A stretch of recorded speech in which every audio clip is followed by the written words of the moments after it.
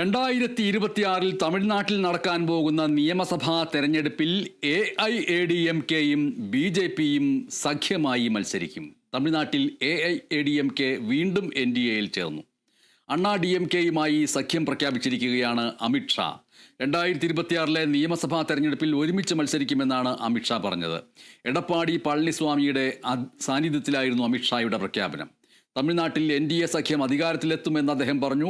എടപ്പാടി പളനിസ്വാമി മുഖ്യമന്ത്രി സ്ഥാനാർത്ഥിയാണ് എന്നും മോദിയും പളനിസ്വാമിയും ഒരുമിച്ച് അധികാരത്തിലെത്തുമെന്നും അമിത്ഷാ അവകാശപ്പെട്ടു. BJP അധ്യക്ഷനായ അണ്ണാമലയുടെ സംഘടനാശേഷി ദേശീയ തലത്തിൽ ഉപയോഗിക്കുമെന്ന് അമിത്ഷാ പറഞ്ഞു. നയിനാർ നാഗേന്ദ്രൻ തമിഴ്നാട് BJP പ്രസിഡന്റായി തെരഞ്ഞെടുക്കപ്പെടുകയും ചെയ്തു.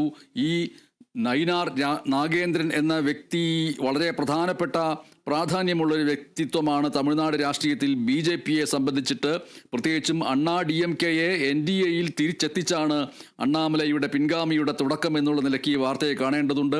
BJPയുടെ സംസ്ഥാന അധ്യക്ഷനായി നയിനാർ നാഗേന്ദ്രൻ എത്തിയതിൻ്റെ പിറകെയാണ് അണ്ണാ DMKയുമായി BJP സഖ്യം പ്രഖ്യാപിച്ചത് എന്ന കാര്യം ഓർക്കണം.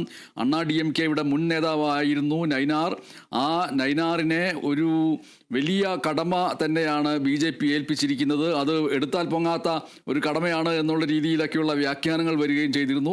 തമിഴ്നാട് നിയമസഭയിൽ BJPയുടെ നിയമസഭാ കക്ഷി നേതാവാണ് നയിനാർ നാഗേന്ദ്രൻ.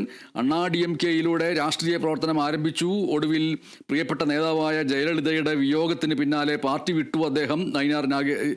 പിന്നീട് 2017 BJPയിലേക്ക് എത്തുന്നത്. 2020 മുതൽ BJPയുടെ സംസ്ഥാന ഉപാധ്യക്ഷനായിട്ട് ഇങ്ങനെ കഴിയുന്നതിനിടയിലാണ് ഇപ്പോൾ ഈ ഒരു നീക്കത്തിലൂടെ സംസ്ഥാന അധ്യക്ഷ സ്ഥാനത്തേക്ക് തെരഞ്ഞെടുക്കപ്പെട്ടിരിക്കുന്നത് നയിനാർ നാഗേന്ദ്രൻ. 2001 നയിനാർ നാഗേന്ദ്രൻ ജയലളിത മന്ത്രിസഭയിൽ വ്യവസായ മന്ത്രിയായി.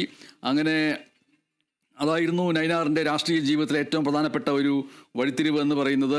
തിരുനെൽവേലിയിൽ നിന്ന് ജയിച്ചു. തമിഴ്നാട് രാഷ്ട്രീയത്തിൽ തൻ്റേതായ വ്യക്തിമുദ്ര പതിപ്പിച്ചു. ഗതാഗത മന്ത്രിയായി 1 വർഷം തികയുന്നതിന് മുമ്പ് തന്നെ പുനഃസംഘടനയിലൂടെ വൈദ്യുതി വ്യവസായ വകുപ്പുകളൊക്കെ നയിനാറിന് ജയലളിത നൽകി. ഇടക്കാലത്ത് ജയലളിത മാറിയുന്ന സമയത്ത് OPS മന്ത്രിസഭയിലും നയിനാർ അംഗമായി തുടർന്നു.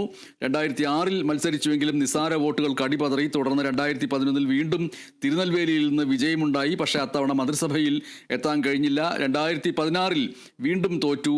അത്തവണയും ചെറിയ വോട്ടുകൾക്കാണ് നയിനാർ തോറ്റത്.